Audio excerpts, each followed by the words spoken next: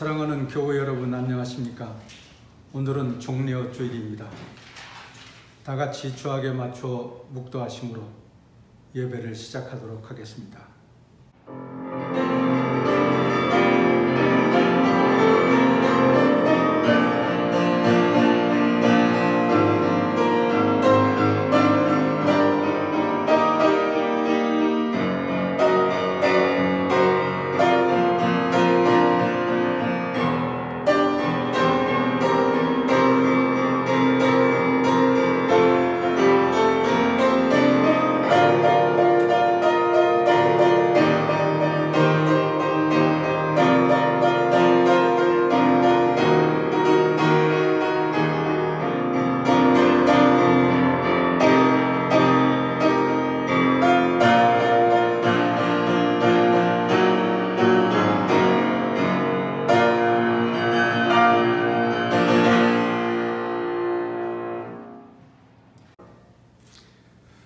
다 같이 찬송가 142장 부르시겠습니다.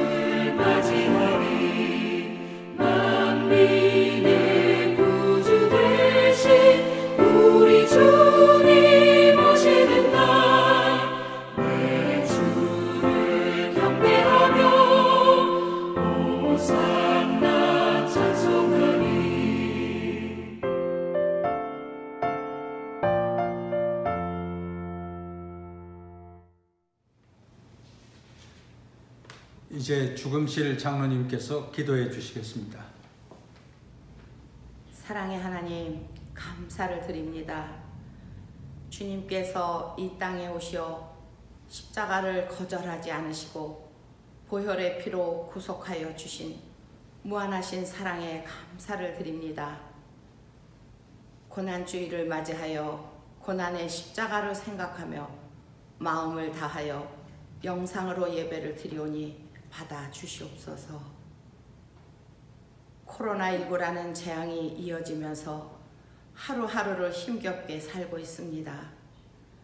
우리의 모든 상황을 아시는 주님, 우리의 기도를 들어 주시옵소서. 이 재앙을 속히 멈추게 하여 주시옵소서. 주님, 회개합니다. 코로나19의 상황을 보면서 많은 것을 깨닫습니다.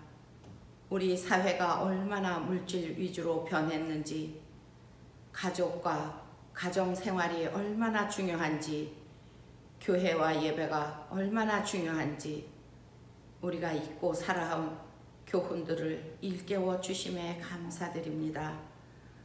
성전 뜰앞만 밟고 온전한 예배를 드리지 않고 주님의 마음을 아프게 했음을 고백합니다. 주님, 이번 기회에 각자의 골방에서 회개 기도하며 주님을 뜨겁게 만날 수 있는 기회임을 깨달아 알게 하여 주시옵소서. 우리를 용서하여 주시옵소서. 긍휼히 여겨 주시옵소서. 사랑의 주님, 우리나라 대통령을 비롯하여 모든 위정자들이 국민의 생명과 안전을 위하여 정확한 판단력을 주시옵소서. 하나님과 국민을 두려움으로 섬기게 하여 주시옵소서. 주님의 은혜 속에서 정의롭고 지혜로운 위정자들이 되게 하여 주시옵소서. 우리 모든 성도들의 건강과 믿음을 굳건하게 지켜 주시옵소서. 질병에 대한 두려움이 떠나가고 평안하게 하여 주시옵소서.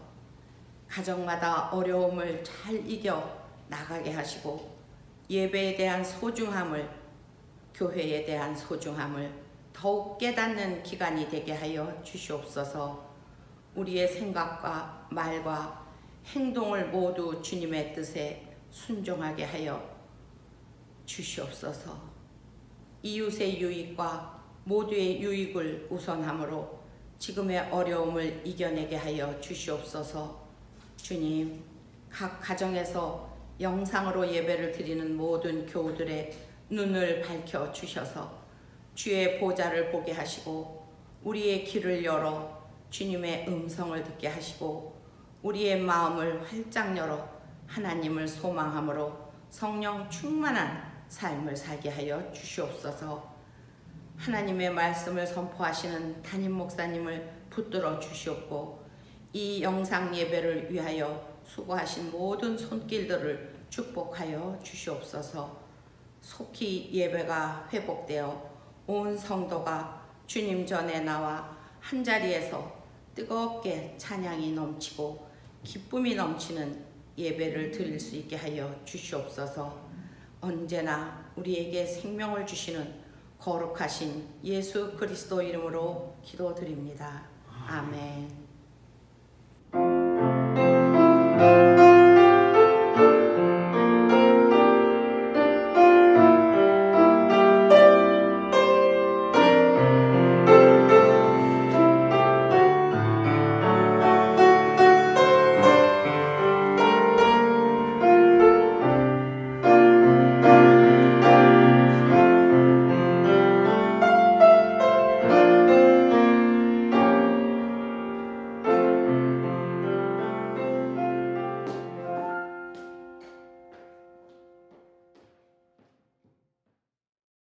오늘 하나님의 말씀은 누가복음 19장 28절에서 40절에 있는 말씀입니다.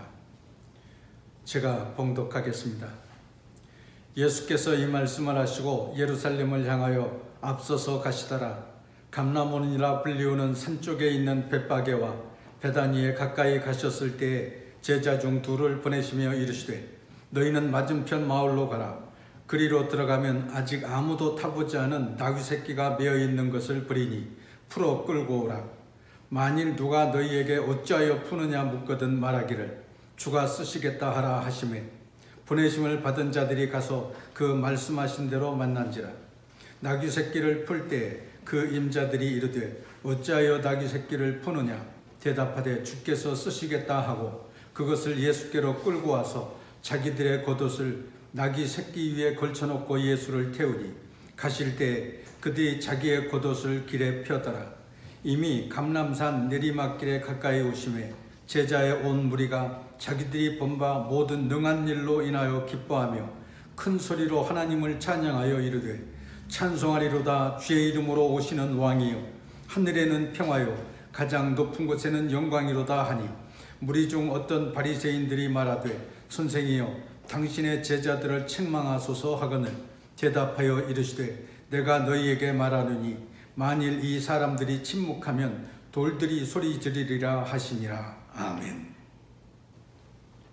이 시간에는 지휘자 장은진 집사님의 찬양이 있겠습니다.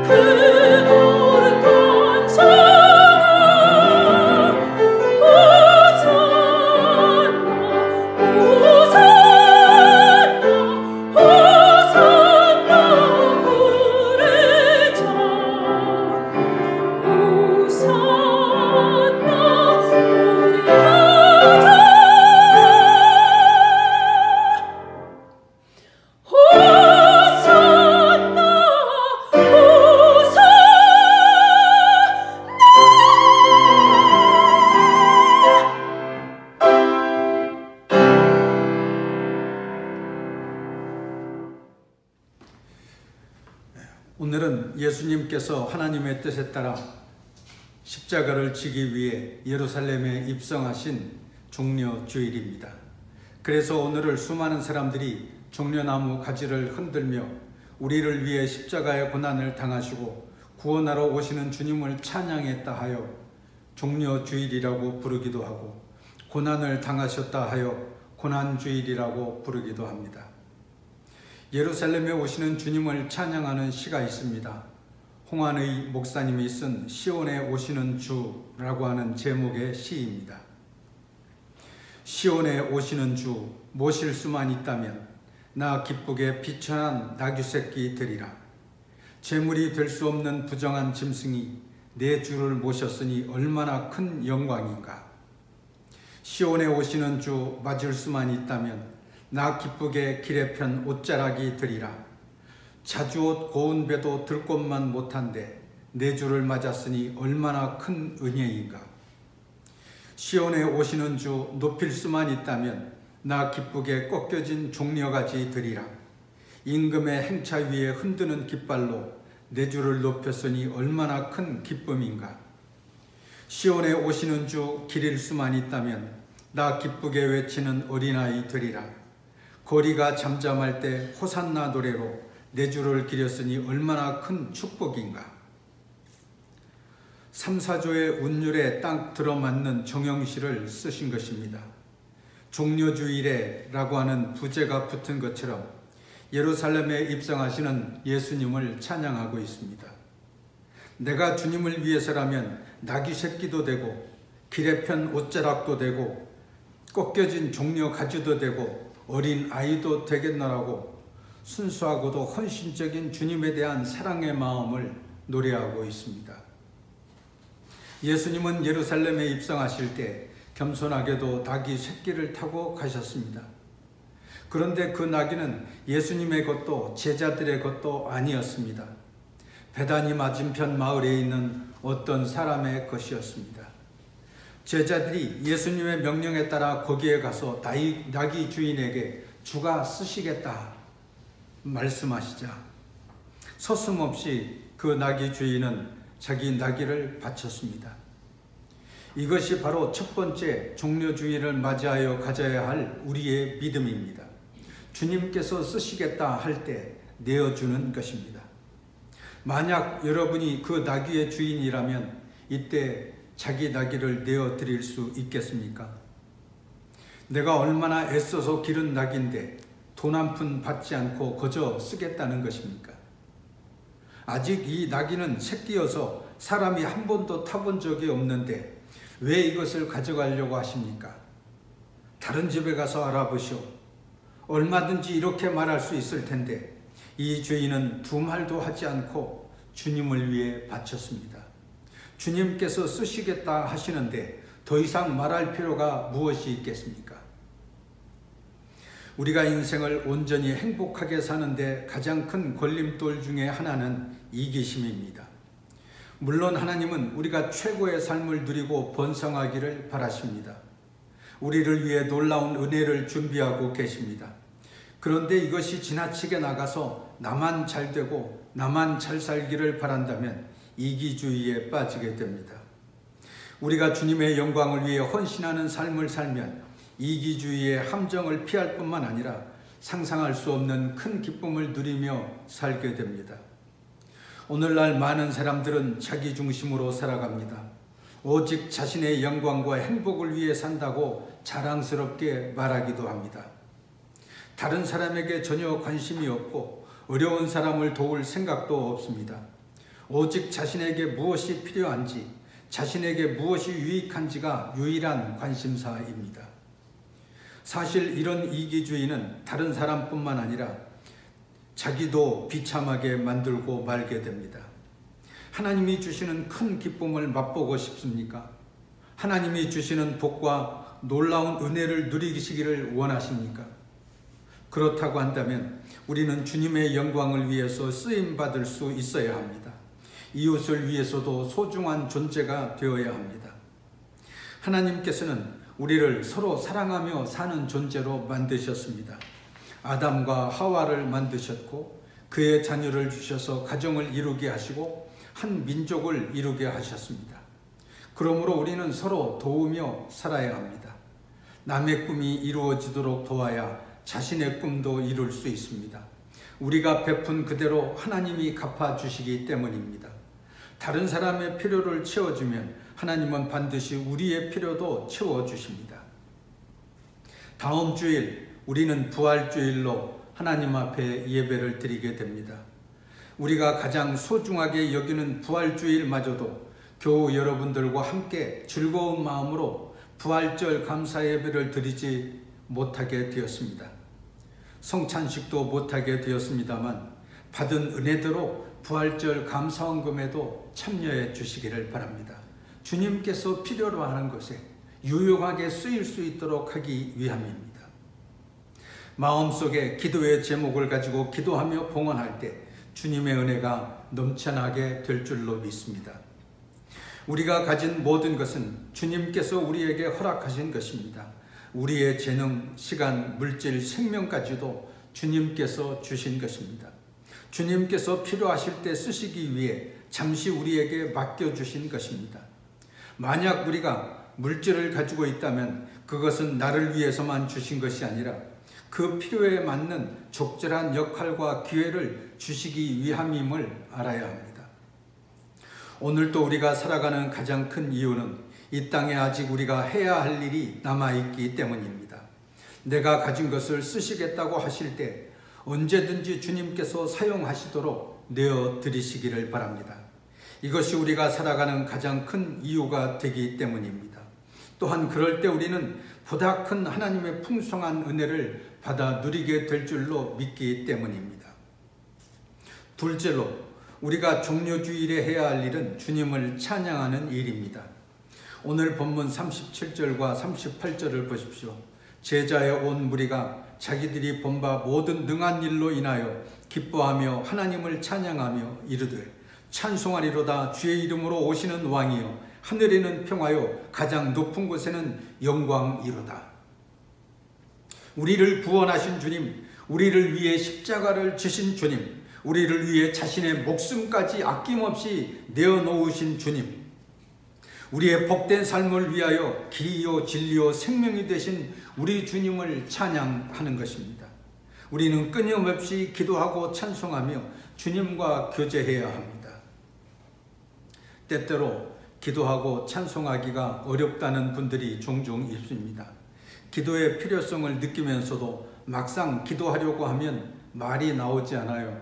5분도 제대로 기도할 수가 없어요 하는 분들이 있습니다. 기도하는 방법이 여러 가지가 있지만 찬송과 기도를 연결시키면 좋습니다. 찬송가 364장을 보십시오. 내 기도하는 그 시간 그때가 가장 즐겁다. 이 세상 근심 걱정에 얽매인 나를 부르사 내 진정 소원 주 앞에 낱낱이 바로 아뢰어 큰 불행 당해 슬플 때 나 위로 받게 하시네. 기도는 배우는 것도 아니요 훈련하는 것도 아닙니다. 영적인 호흡이요 하나님과의 대화이기 때문에 찬송하는 마음으로 내 마음을 하나님께 털어놓으면 되는 것입니다. 하나님 아버지, 제 생각은 이렇습니다. 어떻게 하면 좋겠습니까? 나라를 위해서 기도합니다. 코로나를 종식시켜 주시고 이 땅의 모든 백성들이 평안하게 살아갈 수 있게 해 주시옵소서. 이 질병으로 인하여 모든 나라 모든 백성들이 고통 가운데 있사오니 나사렛 예수 그리스도의 이름으로 물리쳐 주시옵소서. 생각하면서 기도하고 기도하면서 생각합니다. 하나님의 빛에서 하나님의 말씀에 의지하여 하나님 중심으로 생각하며 상의하고 찬송하며 기도하는 것입니다. 그러면 하나님께서 큰 불행당에 슬픈 나를 위로해 주시고 은혜 받는 소중한 통로가 되게 해 주십니다. 그래서 기도하는 시간이 즐거운 시간이요 찬송하는 시간이 흩어진 마음을 가다듬는 시간이 될 것입니다. 찬송과 기도는 평소에 하나님께 나아가며 항상 해야 합니다. 고통이 닥치기 전에 힘든 상황이 오기 전에 하면 하나님께서 사탄과 질병의 권세를 물리쳐 주십니다. 욥기에 보면 사탄이 하나님께 욥을 기소하는 장면이 나옵니다. 주께서 그와 그 집과 그 모든 소유물을 산울로 두르심이 아니니이까 주께서 그 손으로 하는 바를 복되게 하사 그 소유물로 땅에 널리게 하셨음이니이다. 여기에서 사탄이 말하는 산울이란 바로 찬송과 기도의 울타리입니다. 천사가 지켜주는 울타리를 말하기도 합니다. 사탄은 반듯하고 정직하게 살아가는 욥이 미워 죽겠습니다. 어떻게든 욥을 실족시켜서 세상 사람들의 웃음거리가 되게 하고 싶습니다. 그래서 사탄은 하나님께 욥을 치고 싶어도 그 천사의 울타리 때문에 칠 수 없으니 그걸 잠깐 치워달라고 말합니다. 여기에서 우리는 하나님이 기도하는 사람에게는 천사의 울타리를 둘러주신다는 것을 분명하게 알 수 있습니다. 평소에 우리가 계속 하나님을 찬양하고 기도하면 천사가 우리를 돕습니다. 이것이 천사의 사역이기 때문입니다. 정수기 사업을 하는 분이 있습니다. 사업이 잘 되었습니다. 한창 번창해 나갈 때 그렇게 믿었던 한 친구의 배신으로 사업이 하루아침에 망하고 말았습니다. 그 충격이 얼마나 컸겠습니까? 배신감, 허탈감, 극심한 두통으로 잠을 이루지 못했습니다. 그러는 중에 교회에 다니는 부인 집사님은 새벽 기도에 나가 열심히 기도했습니다. 나편의 두통을 치료해 주시옵소서, 다시 사업을 일으켜 세워 주시옵소서 기도하는 것이었습니다. 그러던 어느 날 아침 두통이 씻은 듯이 나았습니다. 남편은 아내에게 말했습니다. 여보, 정말 이상하지? 거의 매일 두통으로 잠을 잘 수가 없었는데 어찌된 일인지 며칠 잠도 잘 자고 두통도 싹 가셨어. 정말이세요? 그렇다면 하나님이 고쳐주신 거예요. 제가 교회에 나가서 얼마나 간절히 기도하는 줄 아세요? 아내의 기도 덕분에 남편의 두통이 사라졌다는 것이었습니다. 사실의 인과관계가 믿어지지 않았습니다. 물론 남편은 믿음이 없는 사람이었기 때문에 기도해서 낫는다 하는 것이 이해가 되지 않았습니다. 그러나 잠도 잘 자게 되고 두통도 가시게 되자 아내와 함께 교회에 가게 되었습니다. 어렸을 때 교회에 다녀본 적이 있기 때문에 낯설지는 않았습니다. 그러나 목사님의 설교에 큰 감동과 은혜를 받아 눈물을 흘리지 않을 수 없었습니다. 여러분, 세상이 여러분을 실패케 하고 서럽게 하며 배신할지라도 좋으신 하나님께서는 한 영혼을 천하보다 더 귀하게 여기십니다. 상한 갈대도 꺾지 않으시고 꺼져가는 등불도 끄지 않으시는 자비의 하나님 안에서만 우리가 진정한 평화와 안식을 누릴 수 있습니다. 우리가 모든 것을 하나님께 맡기고 기도하며 찬송할 때 주님께서는 우리에게 풍성한 은혜를 베풀어 주십니다. 목사님은 이렇게 설교했습니다. 이런 설교 많이 들으셨죠? 그냥 그런 설교를 들을 때마다 그런가 보다 그렇게 생각하고 말지요. 그러나 이분은 이 말씀에 너무나 큰 은혜를 받았습니다. 눈물이 자기도 모르게 얼굴 전체에 흘렀습니다. 주위에 다른 사람들이 앉아 있었기 때문에 소리내어 펑펑 울 수는 없었지만 억누를 수 없는 회개와 감사의 눈물이 흘러 넘쳤습니다. 이것은 무엇이라고 표현하기 힘든 강한 성령의 역사였습니다. 목사님의 설교는 여느 때와 다름없는 평범한 설교였지만 성령께서 그의 마음을 움직이셔서 회개하게 하시고 감사하게 하시고 다시 일어날 수 있도록 인도해 주셨습니다. 이분은 지금 사업을 재기하고 훌륭한 장로님이 되었습니다. 우리는 언제나 기도하고 찬송하며 호산나 나의 주님 나를 구원하소서, 우리를 긍휼히 여기소서, 우리에게 은혜를 베푸소서 언제나 찬송하며 기도하며 생활에 나아가야 합니다. 셋째로, 우리들이 기도하고 찬송하지 아니하면 돌들이 소리 지르리라고 말씀하셨습니다.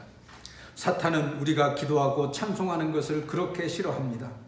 찬송하리로다 주의 이름으로 오시는 왕이요 하늘에는 평화요 가장 높은 곳에는 영광이로다. 이렇게 많은 사람들이 주를 찬송하며 기뻐할 때 바리새인들은 싫어했습니다. 그래서 예수님께 나와 선생이여 당신의 제자들을 책망하소서 이렇게 말했습니다. 그러자 예수님께서는 대답하셨습니다. 만일 이 사람들이 침묵하면 이 돌들이 소리 지르리라 하시니라. 주님께서는 우리의 찬양과 기도를 기뻐 받으십니다. 우리의 헌신과 제물을 기뻐 받으십니다.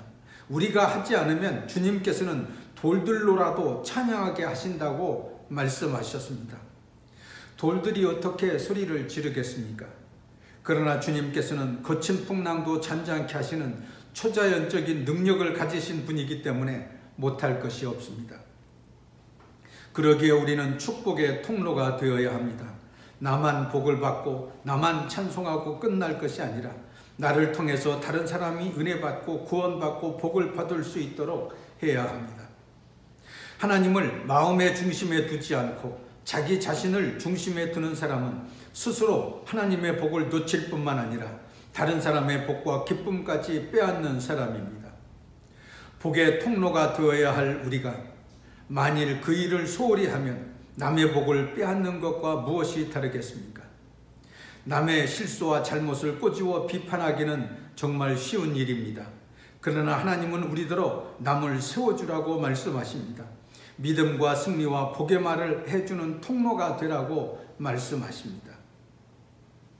우리가 사는 집에서 수도관 통로가 막히면 물을 쓸 수가 없습니다. 배수관 통로가 막히면 그 더러운 물이 배수될 수가 없습니다.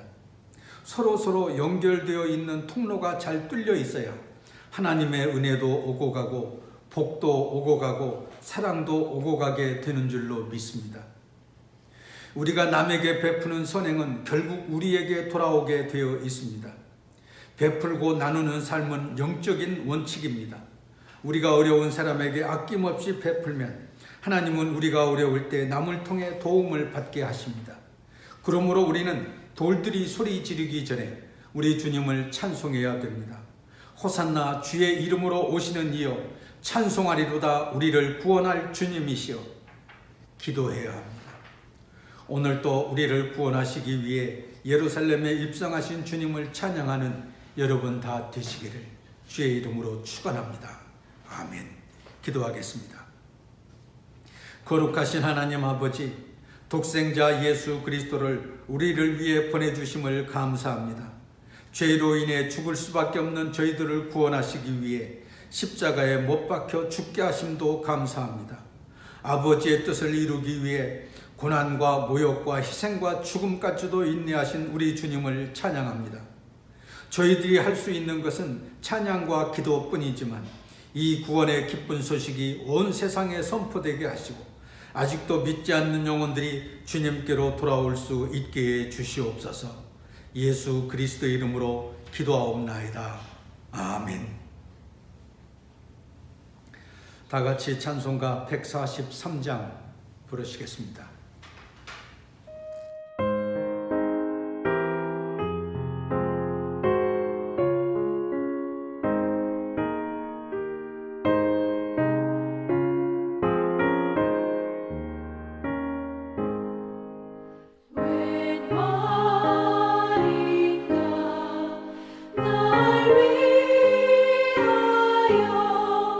주 돌아가신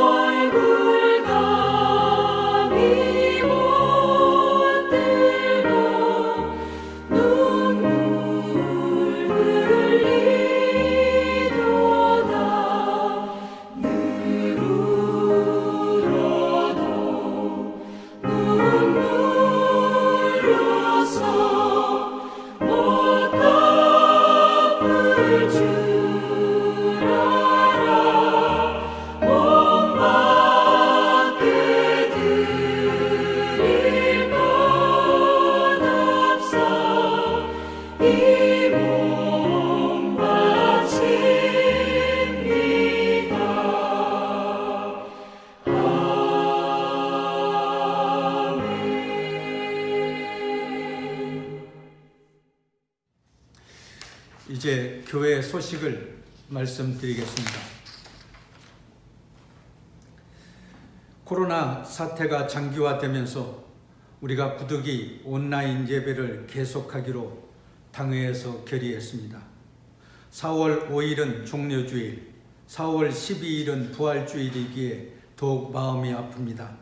그러나 하나님께는 더 가까이 나아가며 온라인 예배에 적극 참여해 주시기를 바랍니다. 코로나 감염이 더 이상 확산되지 않기를 기도하며 아래와 같이 우리 교회의 사정을 말씀드립니다. 온라인 예배 기간을 연기합니다. 4월 26일, 4월 마지막 주까지 온라인 예배를 드리기로 당회에서 결의했습니다. 지금 예정상으로는 5월 첫째 주일부터 다 함께 모여서 공동 예배를 드리게 될 것입니다.